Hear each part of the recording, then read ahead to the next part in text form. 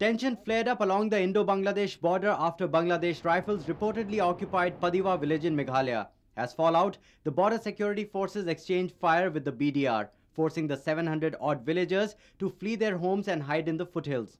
What seemed to be at first a routine dispute in Meghalaya on the Indo-Bangladesh border snowballed into a bilateral dispute the next day. In Assam's Dhubri district, 16 BSF Jawans were killed and 2 captured by BDR.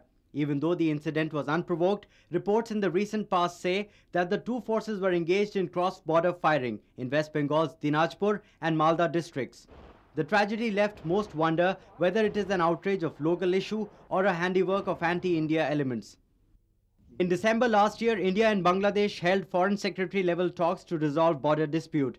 They had also decided to set up joint working groups to deal with demarcation of the remaining border portion and address the issue of territories and enclaves in adverse possession so that the issue could be resolved systematically and peacefully. The latest incursion by the BDR began where the last Indian border outpost is located.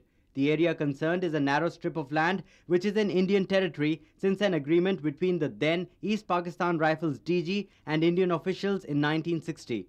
However, Bangladesh Rifles claim that the area was illegally occupied by India after Bangladesh gained independence in 1971.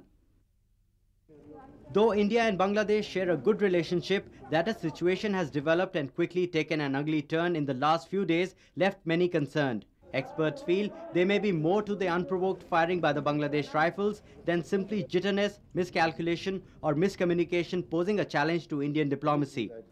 What has left commentators puzzled is that despite maintaining that the tension along the India-Bangladesh border was triggered by an unprovoked BDR, the External Affairs Ministry is being soft towards the Hasina government. With elections due in Bangladesh in the next few months, analysts suggest that Sheikh Hasina Wajid is fighting a third liberation war against parties and forces which are avowedly pro-Pakistan and anti-India. Some even do not rule out the BDR, the Bangladeshi army and their intelligence agencies being highly politicized. While some critics feel that the border incidents are an attempt to whip up strong anti-India feeling before the elections, there are others who assert that it is too early to reach any conclusion.